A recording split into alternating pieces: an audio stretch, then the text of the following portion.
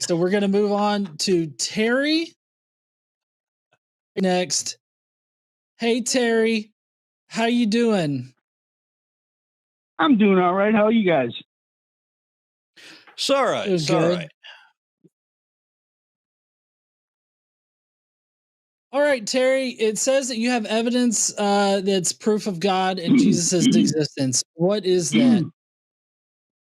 The evidence is in the Shroud of Turin, which I know it's been refuted a couple times, but the latest information is they were able, with new technology, they were able to date the flax that was found in the cloth, and it dates the 1st century.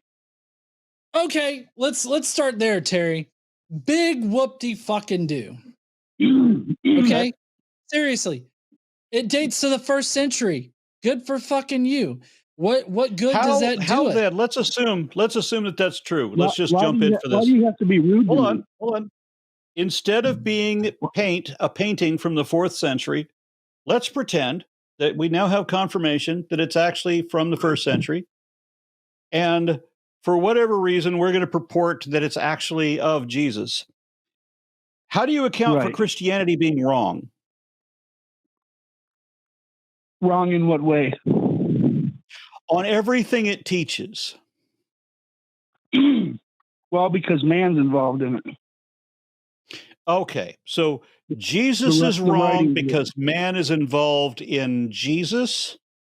Because Jesus was wrong about a lot of shit. I mean, Jesus didn't know when figs were in season. Jesus thought diseases were caused by demons. So this is not the guy you want to take medical advice from. Right. So, and Jesus in Gethsemane, when he was arrested in the company of a naked young boy, where he says he's not trafficking in sex with minors. I mean, Jesus said a lot of questionable, did a lot of questionable shit. Where did you get that from?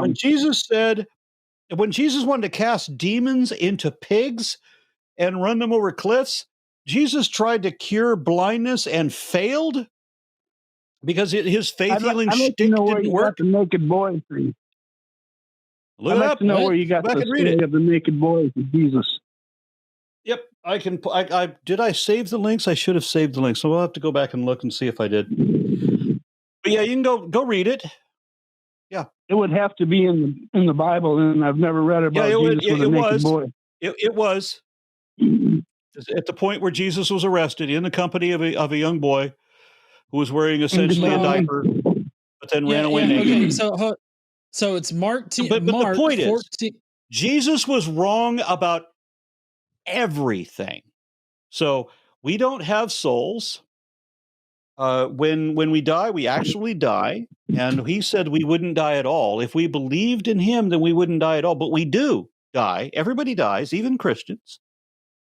And there's no heaven to go to because there's no soul. Therefore, there can't be an afterlife. Therefore, whether God exists or not is irrelevant. So let's talk about your Shroud of Turin then.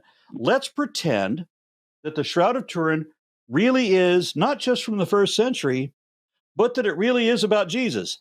How does that salvage Christianity being the complete fuck up that it is? Well, I'm just talking about the Shroud. I'm not talking about, your opinion of the scriptures. Okay, let's talk about let's just talk about the scriptures itself, right? The scriptures written by anonymous nobodies, right? Basically just blog posts from the nothing sphere, and they contradict each other.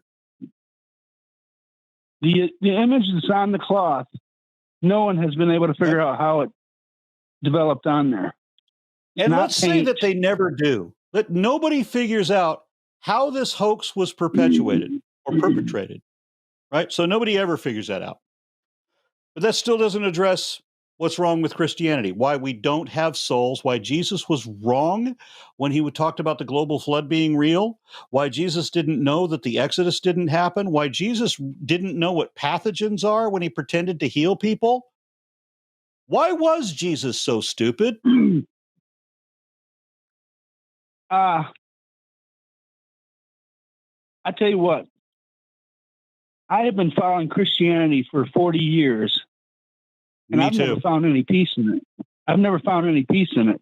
So I'm a Christian that's going to hell, I guess.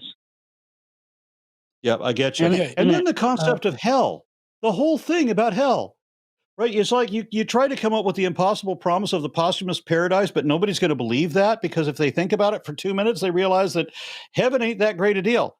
Not when it's forever and ever and ever, right? You see the identical twins at the end of the That's hallway. better Come than play with us, burning. Danny. Forever and ever and ever. No, it doesn't sound that inviting at all. It sounds a lot more inviting than burning forever. Exactly. That's why they invented hell, because it doesn't matter how long you think about hell, hell still sucks until you realize that all the best people in history went to hell. If you want to read any of the cool people, you go to hell. You know, it's like, what was it? Samuel Clemens, Mark Twain said, "Heaven for the climate, hell for the company." Well, I was indoctrinated by my adopted parents who were not very Christianly, but it's left me with fear my whole life, and I can't see, I haven't had a moment's peace my whole life just because of not feeling like a Christian, arguing in my head, yes, you're saved, it's just the devil, blah blah blah. I just don't. I'm sorry, I have a little trouble relating to that because I had to let go of hell when I was 12. That was the first religious aspect that I just had to reject.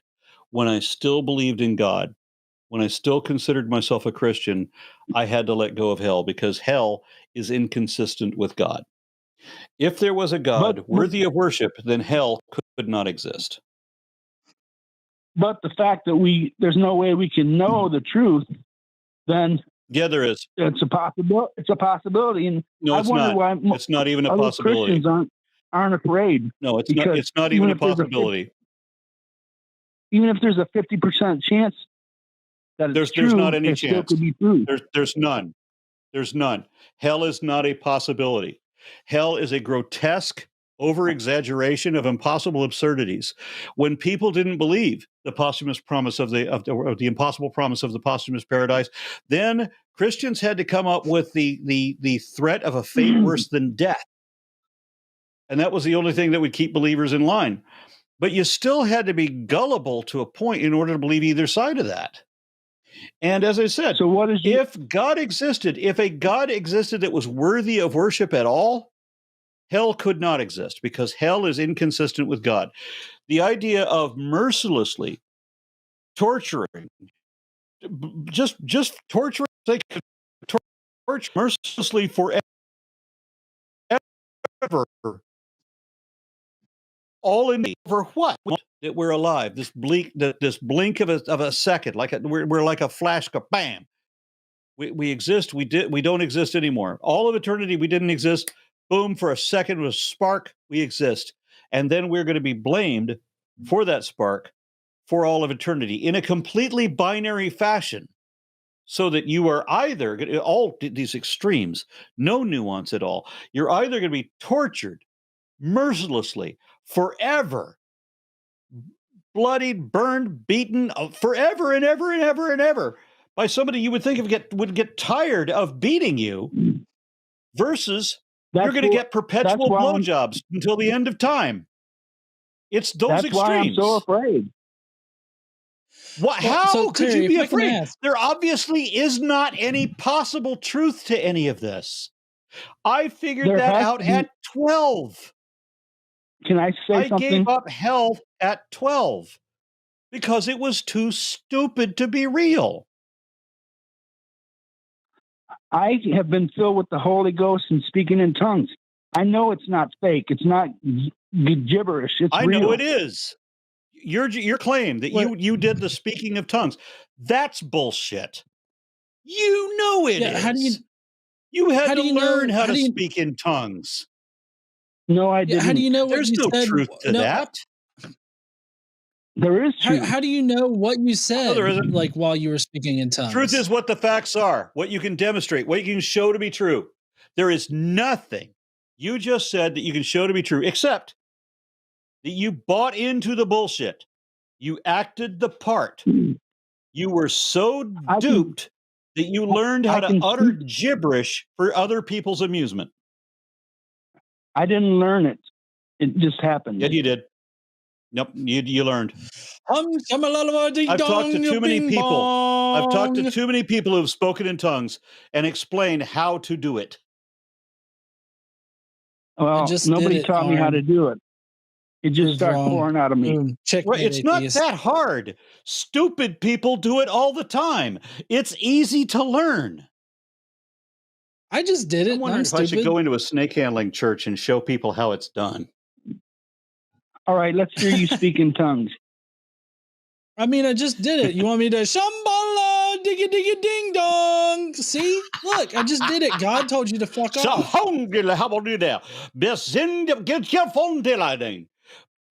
Actually, yeah, that doesn't sound like anything intelligent. Well, hold on. The glossolalia is defined as being unintelligible speech that can only be interpreted by God or angels or something like that. That's what it's defined as. How do you know that real? If that shit was real, then you, the ignorant yokel who's spitting out gibberish, would be able to understand the other ignorant yokel spitting out gibberish. You'd have your own fucking language. But the fact that it doesn't make sense to you, much less anyone else, proves that you're full of shit. You're just too dumb to realize it. And I hope I'm not being inappropriately polite in this point. You are. I don't want to talk to somebody so rude. I'm sorry. You're utter bullshit. That's it. Try being sincere. Try being reflective. Try being honest. I know that Christians have a real problem with that, but try it. Oh shit! He hung up. Sorry, Aron. He got tired of us making fun of glossolalia. Maybe God told him to fuck off when I was channeling God through my bunghole. That's the only way. You know, Aron, the only way that you can know that somebody is actually channeling God is if light shines out of every orifice. And I mean every orifice. Asshole, face holes. I can shoot laser bolts out of my ass. There you go. And that's how you know that God's talking to you. I mean, that's the only way to be sure. I'm just saying. As far as the Shroud of Turin goes, which I don't even know how in the fuck we got so off the topic of what he called in about. So there was a recent study that was done, and I'm not sure if this is the one they was talking about, but they did a study using, I think it was X-rays or something like that. Basically they scanned like the shroud or something, and they determined that if the shroud was kept at a perfect temperature, like room temperature in a controlled environment for like 1,000 years or something like that, it could possibly date to the 1st century. And so wasn't it also flame damaged? Well, yeah. So that's one of the things that some religious people say it throws like an issue in with the carbon dating, because they say that in the 13th or 14th century, it like got caught on fire or something like that, and so like that messes up. It was the in carbon dating the building. It was been burned, and they rescued it, but it sustained a bit of damage, something like that. Yeah, so they claim that the part that was tested was the part that was flame damaged. When these people, I want to know, and they will tell me, why the fuck? But of course they don't. It's like asking somebody, why are you so stupid? They can never tell you. Yeah. Oh man. So yeah, the Shroud of Turin's really bad. I'm sorry, I don't mean to be excessively rude. It's just that and the previous argument, those were dumb. Yeah. Well, I'm sorry, the previous 2 arguments, those were right. Yeah. No. Yeah, I totally feel you. Hey there, Eric. Noting that anyone watching that clip makes atrociously poor life decisions, where should they send their protection money to prevent further damage? All protection money should be sent to patreon.com/calltheline, or else we will break your kneecaps. Okay, we can't say that. I think we can't no say threats? that. Okay, I'm sorry. Yeah. Hit like and subscribe.